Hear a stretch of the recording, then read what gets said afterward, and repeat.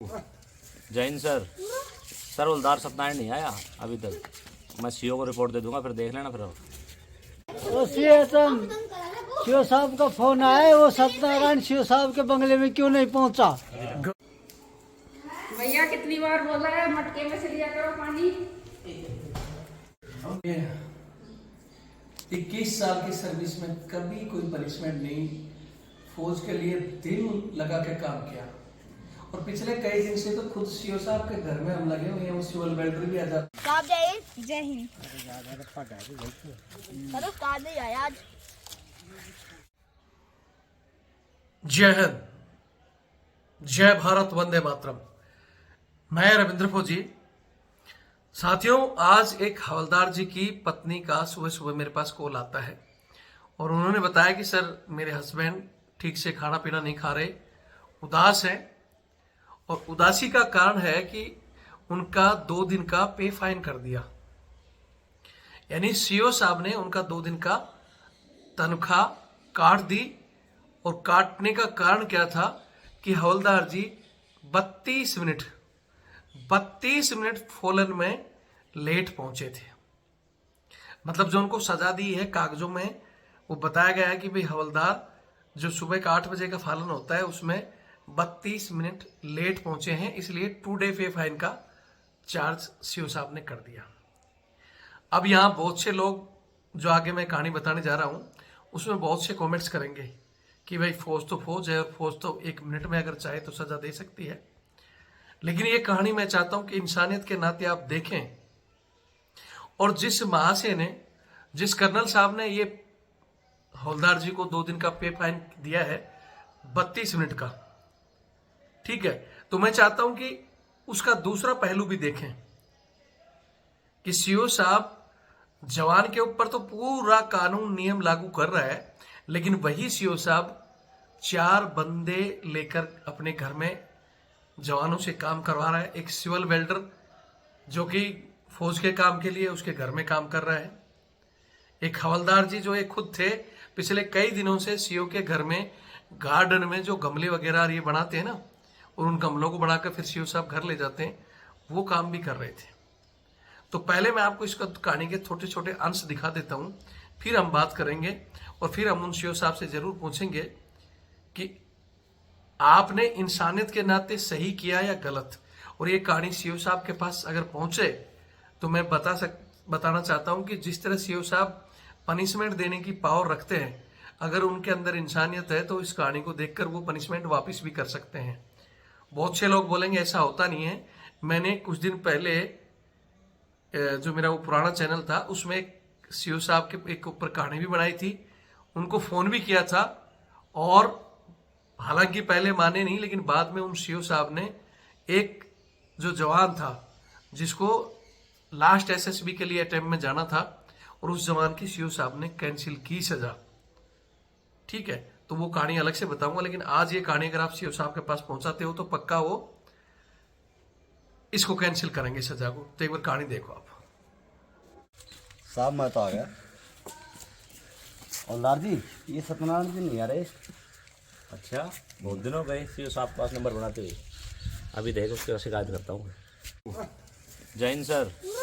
Sir हवलदार सत्यनारायण नहीं आया अभी तक। मैं सीओ को रिपोर्ट दे दूंगा, फिर देख लेना। फिर चला गया, देखता हूँ मैं कहाँ है। तो सीओ साहब का फोन आया, वो सत्यनारायण सीओ साहब के बंगले में क्यों नहीं पहुंचा? हेलो सर, जय हिंद।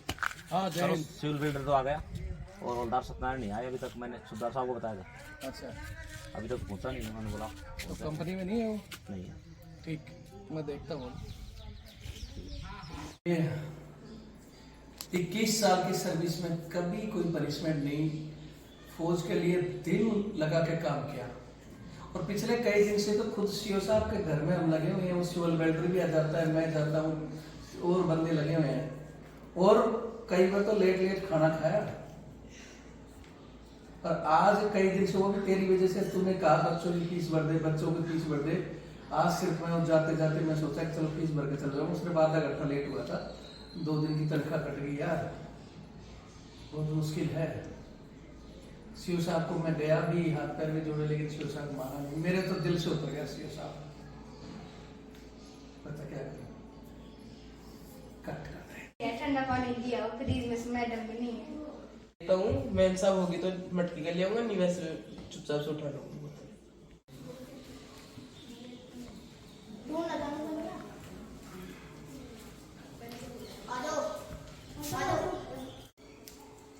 भैया कितनी बार बोला है मटके में से लिया करो पानी।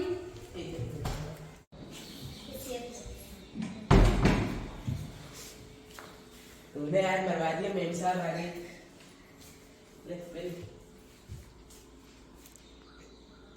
रणवीर, वो 3-4 बंदे अपने यूनिट से रखे, वो कहाँ काम कर रहे हैं? वो बाहर चला जाता था, एक मेरा और एक मेरा। एक तो गाड़ी अभी गाड़ी साफ कर दो, और एक और लंगर में चाय चुई लियो, चाय नाश्ता वास्ते लो। अरे तुम लोग बैठ कैसे गए?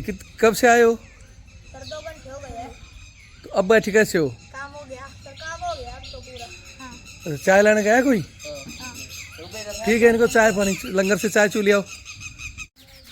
ये अभी छोटा सा जो रोल प्ले किया गया है, इसकी पूरी कहानी मैं आपको स्क्रिप्ट में आगे समझाऊंगा कि किस तरह एक कर्नल के घर पे एक वेल्डिंग का कार्य चालू था, और वहाँ एक हवलदार सत्यनारायण जो कि मात्र 32 मिनट लेट आता है। उस 32 मिनट के लेट के बाद कर्नल साहब ने उसका 2 दिन का पे पेमेंट कर दिया। इसी विषय पर एक कहानी आधारित थी। यहाँ हवलदार सत्यनारायण अभी पहुँचे नहीं हैं। ये जो भी मेरे पास जो रोल निभाया है घनश्याम सिंह शेखावत ने, ये निभाया है एडम एनशियो का रोल। इसमें हमारे सूबेदार साहब का रोल निभाया है सुमेर सिंह जी शेखावत ने, और जो सिविल बेल्डर का रोल निभाया है राकेश सिंह शेखावत ने। और अब अंदर का आपको जो दिखाया जाएगा कि इसके विपरीत की जो कहानी, जिसमें सीओ के घर पर कुछ लोग जो काम कर रहे हैं, मतलब वो अपना खुद मिसयूज कर रहे हैं, उसको नहीं दिखाया। बहुत से लोगों को लगेगा कि फौज का डिसिप्लिन है, तो फौज का डिसिप्लिन सिर्फ जवानों तक सीमित है, लेकिन ये खुद के ऊपर जो यूज़ करते हैं, असली कहानी आपको दिखाई जाएगी थोड़ी देर में ही कि किस तरह सीओ के घर में अंदर ये जो सीओ हाउस है, इसमें कितने बंदे लगे हुए हैं। मैं आपको दिखाऊंगा साफ सफाई में। वो उनके लिए सीओ साहब क्यों नहीं देखते, अपनी खुद की पेमेंट क्या काटेंगे सीओ साहब, देखना यह है। अगली कहानी जारी है।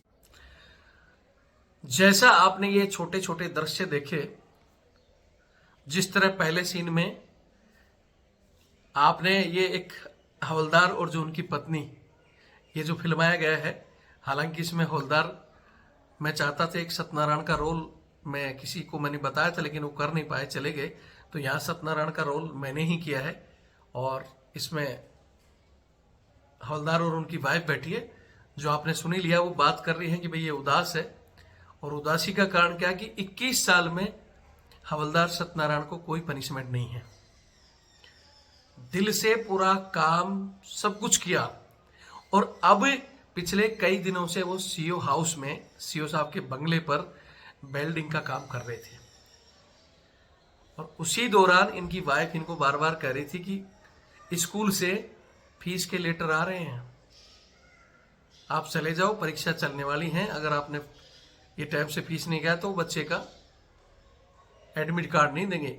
इसलिए हवलदार सत्यनारायण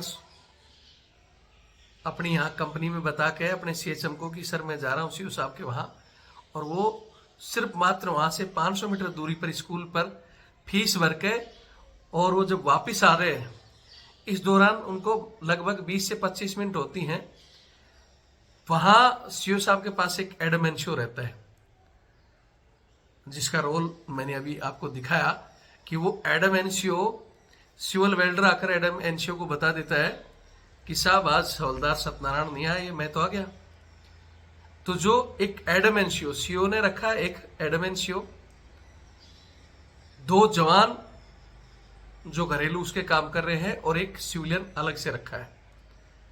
तो वो बेल्डर एडम एनशियो को बताता है, एडम एनशियो बोलता है कि हाँ, क्योंकि ये हवलदार जी बहुत दिन से वहां काम कर रहे थे, तो एडम एनशियो को लग रहा था कि मैं तो सीओ का खास आदमी हूं, मेरे नंबर काट देगा ये। तो उसने तुरंत बोला कि आज मौका मिल गया, लेकिन सबसे पहले वो कंपनी सूबेदार साहब को कॉल करके बताते हैं कि साहब हवलदार सत्यनारायण यहाँ नहीं पहुंचे हैं। तो कंपनी सूबेदार कहते हैं कि ठीक है मैं पता करता हूँ। वो सीएचएम को बोलते हैं कि सीएचएम भाई वहां से सीओ साहब के वहां से कॉल आया, हवलदार सत्यनारायण वहां क्यों नहीं पहुंचा? बोले साहब यहाँ से तो चले गए। तो वो उनको बता देते हैं कि भाई यहाँ से तो चला गया वो। तो वो तुरंत ही अपने नंबर बनाने के लिए सीओ साहब को रिपोर्ट दे देता है, एडम एनसीओ। और सीओ साहब ने ये नहीं देखा कि इतने दिन से एक बंदा काम कर रहा है, अभी कितना टाइम हुआ है, तब तक टोटल 32 मिनट होती हैं। और उस 32 मिनट में ही सीओ साहब को रिपोर्ट लग जाती है। उसी 32 मिनट में वहां से एक और बंदा जो कि उस हवलदार जी को बता देता है कि सर आप आए नहीं, यहाँ ऐसे ऐसे कहानी हो गई, सीओ साहब को रिपोर्ट लग चुकी है।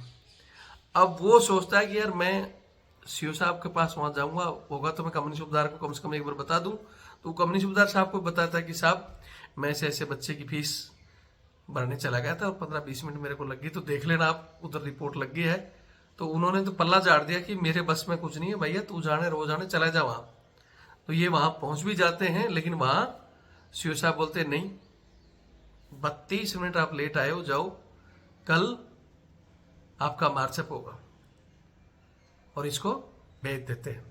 वापिस आता है, तब तक बाकी लोगों को यही लग रहा था यूनिट में क्या हुआ, बोले भाई आज ऐसे ऐसे, वो लेट हो गया और उसको वापिस भेज दिया। तब तक इनको भी कुछ लोगों को लग रहा था, कुछ कलर के स्टाफ भी बोल रहा था कि हो सकता है ऐसे ही धमकी देने के लिए, आपको डराने के लिए कर दिया होगा, सीओ साहब ऐसा नहीं करेगा। सभी को ये उम्मीद थी। लेकिन दूसरे ही दिन उनका मार्चअप होता है और उस मार्चअप में उनको बुला के कि हाँ भाई आप, अच्छा मार्चअप में ये नहीं कहा गया कि आप सीओ हाउस में नहीं पहुंचे, इनके पास पावर है, लेकिन अगर पावर में इनसे जवाब मांगा गया कि भाई आप लेट क्यों थे, तो इन्होंने पूरा कहानी लिखने की कोशिश की कि भाई मैं ऐसे ऐसे वहां काम कर रहा था, वो पूरी कहानी बताई। लेकिन वो कहानी सीओ साहब ने बताने नहीं दी कि नहीं आप ऐसे नहीं बताओगे। पूरा मतलब जो नीचे वाला था, हवलदार जी से जवाब मांगा गया शोकेस नोटिस के द्वारा, तो उन्होंने लिखा कि भाई मैं इतने दिन से ऐसे ऐसे काम कर रहा था और मैं ऐसे, मेरे बच्चे का कई दिनों से वो आ रहा था, तो मैं स्कूल में इतने दिन लेट हो गया। तो उन्होंने बताया ऊपर, तो उन्होंने बोला नहीं नहीं इसको फाड़ कर फेंको, आप सिर्फ इतना बताओ कि आप लेट थे। जैसा कि इस कहानी में मैं बता रहा था कि यहाँ बहुत से लोग यहाँ भी कहेंगे कि भाई सीओ साहब तो अपने हिसाब से ठीक दे रहा था सजा। अगर सीओ साहब ठीक है और फौज के नियम कानून ठीक है, तो हवलदार जो पूरी कहानी लिख रहा था कि भाई मैं इतने दिन से वहां काम कर रहा था और काम के दौरान कई बार मैं 2-3 घंटे खाना तक नहीं खाता था, लेट होता था, रात को भी लेट छूटता था, तब तो किसी ने नहीं बोला आज मैं सिर्फ 32 मिनट लेट पर मेरे को सजा कर रहे हो। तो ये लिख कर दिया तो ये कहानी नहीं चली। अगर अपनी जगह सही थी तो पूरी कहानी को क्यों नहीं लिखा? उनसे ये लिखा गया कि नहीं आप तो सिर्फ इतना लिखो कि हाँ भाई मेरी गलती होगी और मैं फिर से नहीं करूंगा, सिर्फ इतना लिख के दो। सबके कहने पे बोला कि यार तू लिख दे, हो सकता है ऐसे ही बोल के तेरे को छोड़ देंगे। तो इन्होंने लिख दिया कि हाँ जी मेरे से गलती होगी और मैं दोबारा कभी नहीं करूंगा, इतना लिख के दे दिया। इतना लिखते इनका मार्चअप करके इनको 2 डे पे फाइन, 2 दिन की इनकी तनख्वाह काट दी गई। तब भी इनको ये लगा कि हो सकता है मेरी, सबने बोला कि सीओ साहब ने इसे डराने के लिए किया है, एसएम साहब को सबको बताया गया, तो सबने ये बोला कि डराने के लिए किया गया है, कुछ नहीं होगा। लेकिन जब इनकी अब ये पेमेंट कट कर आ गई इस महीने में, तब ये घर जाकर उदास बैठते हैं। और जब इनकी वाइफ कहती, ये जो कहानी दर्शाई गई है कि क्या हो गया, बोला ऐसे ऐसे, मेरे को तो विश्वास ही नहीं कि जिस सीओ साहब को मैं इतना मानता था, जिसके लिए पिछले कई दिनों से जब उनके घर पे काम करने में जाता हूँ तो समय से पहले चले जाता हूँ, मेरे को जो टाइम दिया जाता है उससे पहले चला जाता हूँ, और कई बार खाना तक नहीं खाया मैंने कि भाई सीओ साहब का काम जल्दी हो जाए, लेट तक लगे रहते हैं, रात को भी कई बार लेट तक आए, किसी ने बढ़ाई नहीं दी। लेकिन आज कितने दिनों से फोन आ रहा था, मैं सिर्फ अपने काम के लिए चला गया तो मेरा 2 दिन का पेमेंट काट लिया। ये एक मलाल है इनको, ठीक है। उसके बाद सीओ साहब से रिक्वेस्ट करने के बाद, अब तक तो इनको लग रहा था नहीं कटने के बाद भी सीओ साहब के पास गए, तो सीओ साहब बोलते भाई अब तो जो हो गया हो गया, वापस नहीं हो सकता और आगे से ध्यान रखना। तो इस कहानी में जो दूसरा पहलू मैंने जो बीच बीच में छोटे छोटे चीजें दिखाए कि 4 बंदे सीओ साहब के घर में, कोई डस्टिंग में लगा हुआ है, कोई और काम में लगा हुआ है, उसके अलावा भी जब भी चाहे एसएम साहब को, एडम एनसीओ साहब आज तो मैम साहब ने कहा है 4 बंदे भेजने, वो आ जाते, 10 बंदे भेजने, वो भी आ जाते हैं। आज सीओ साहब के यहाँ सरकंडा लगाने, आज उनके गार्डन में अलग से चीजें होंगी, मतलब जब चाहे जितने बंदों को कॉल करो वहां पहुंच जाते हैं। और जैसे एक दृश्य मैंने दिखाया, ये हकीकत है कि जो काम करने वाले अगर इनको फ्रीज भी खोल लेना, तो मैडम ने आके बोला भैया फ्रीज से पानी मत लो, मटके से पियो। ये हकीकत मेरे साथ जो कहानी हुई थी, मैंने आपको बताया भी था कि एक जबरदस्ती मेरे को डिटेल किया था मेजर गुरिंदर, ठीक है, बाहर इनके यहाँ मैंने खुद देखे मटके धरे हुए। अब कुछ बदल गया होगा तो आप लोग कमेंट्स करके बता दो कि कितने लोग इनके यहाँ जाते हैं जो अपनी फ्रीज का पानी पिलाते होंगे। मेरे हिसाब से तो शायद कुछ बदला नहीं होगा। मैं चाहता हूं कि ये चीजें बदलें। ये मानसिकता है ना, जो अपने लिए 4 बंदों का यूज, जब चाहे 40 बंदे बुला लेना, गार्डन सरकंडा लगाना, वहां सब्जी लगाना, क्या ये सरकारी काम है? अगर सीओ साहब बिल्कुल ही नहीं, मैं तो डिसिप्लिन से चलता हूं और रूल इज रूल, तो श्रीमान आप अपने तरफ भी झांको।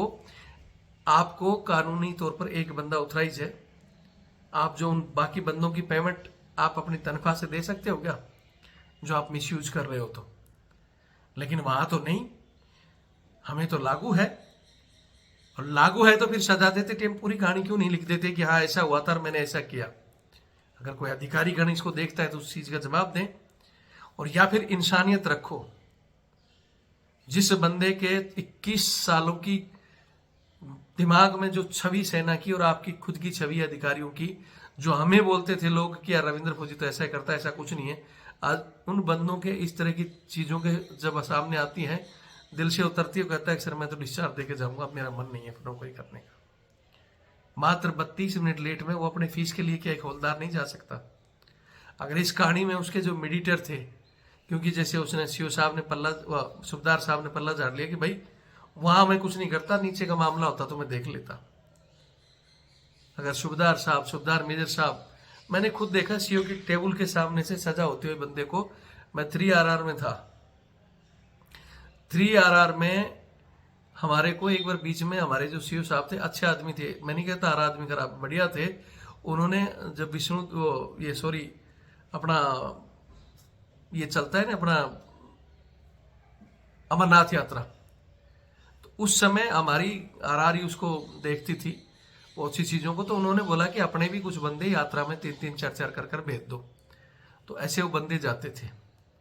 तो उसी बीच में कुछ नोकल के जम्मू के, उनको छुट्टी दी अमरनाथ यात्रा के लिए, वो अपने घर चले गए। बोले भाई हम तो, क्योंकि वो ड्यूटी में कई बार जा चुके थे, तो बोले यार 3 दिन मौका मिला, घर चले जाओ।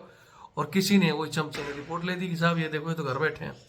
तो काट के आए, हमारे एसएम थे वही जैक राइफल के, और उन्होंने उनको 2-2 थप्पड़ मारे, गालियां गोलियां दी और भगा दिया।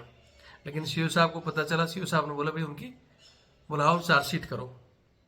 ये बात एसएम साहब को नहीं पता थी, और मैं खुद उस समय COQRT में चलता था। जब उन बंदों की चार्जशीट हो रही थी, हम वहीं खड़े थे। सीओ साहब को कहीं जाना था, बोले साहब, बोले हाँ ठीक है, पहले उनकी बुलाओ चार्जशीट के लिए, फिर मैं जाऊंगा। चार्जशीट होते होते एसएम साहब को किसी ने कॉल कर दिया कि साहब आपने तो उनको मारा पीटा भी, अब उनकी चार्जशीट भी हो रही, फिर मतलब क्या रहा है आपकी मारपीट का? एसएम साहब वहां से भागते आया और उसके दरवाजे पर खड़े हुए बंदों को बोला चलो यहाँ से वापिस। किसने बुलाया? हमारे एक अर्जुन साहब थे। बोले साहब वो बोला मैंने जब इनको मार लिया, मैंने इनको पनिशमेंट दे दी, तो उसके बाद में ये पनिशमेंट क्यों? भाई हमने इनको छुट्टी दी थी 3 दिन की अपनी तरफ से, जब घूमने की नहीं गए, इन्होंने गलतियां की, लेकिन ये घर काट के आगे गलती की, उसकी मैंने 2 थप्पड़ मार लिए। अब ये ग्राउंड पनिशमेंट, कागज में पनिशमेंट क्यों? सीओ साहब उठ के बाहर आ गए। बोले क्या हो गया साहब? बोले साहब आपको पता है, बताया होगा इन्होंने कि मैंने इनको 2-2 थप्पड़ मारे हैं, इनको गालियां भी दी है, और आगे से इन ऐसे नौकल वालों को बेचना बंद कर दिया है। उसके अलावा फिर आप कागज पनिशमेंट दे रहे हो, इसका मतलब मेरी वैल्यू कुछ नहीं है। तो सीओ साहब ने बोला साहब ये चीज मेरे को नहीं पता थी, मेरे को तो ये बताया था, ये हुआ था, तो मैं तो पनिशमेंट दे रहा था, आप कहते हो तो? बोले मैंने तो भेज भी दिया उनको। बोले कोई बात नहीं सर, आप भेज दिया तो बोले बड़ी अच्छी बात है। और सीओ साहब फिर हमें किसी काम के लिए निकलना था, हमारी QRT चली गई। एक वो भी एसएम थे।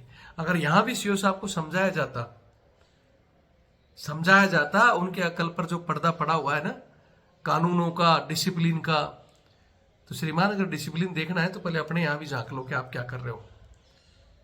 क्या फिर अगर उनको कोई समझाता तो मान सकते थे। अभी भी ये कहानी सीओ साहब के पास पहुंचे तो आर्मी एक्ट में प्रावधान है कि जिसने पनिशमेंट दी है वो दोबारा उस पर पुनर्विचार करके उस पनिशमेंट को कैंसिल कर सकता है। बाकी तो आप लोग कमेंट्स करने वाले देखें और ऐसी मानसिकता के लोगों के लिए 2 शब्द जरूर कहें, या फिर भगवान ऐसे लोगों को सद्बुद्धि दे कि समय के अनुसार थोड़ा सा इसमें चीजें मतलब समय के अनुसार बदलाव लाए। बाकी वीडियो देखें और शेयर करें, अपने अपने कमेंट्स दें। आज हमने पहली बार इन चीजों को वो किया है, आगे जो भी होगा मैं बता दूंगा। जय हिंद, जय भारत, वंदे मातरम। जय हिंद। धीरे धीरे थोड़ा अरे अब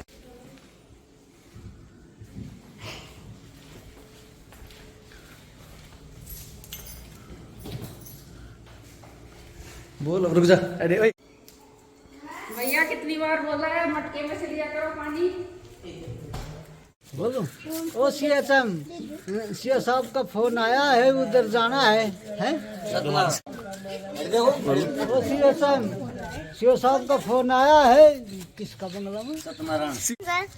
जय हिंद। फिर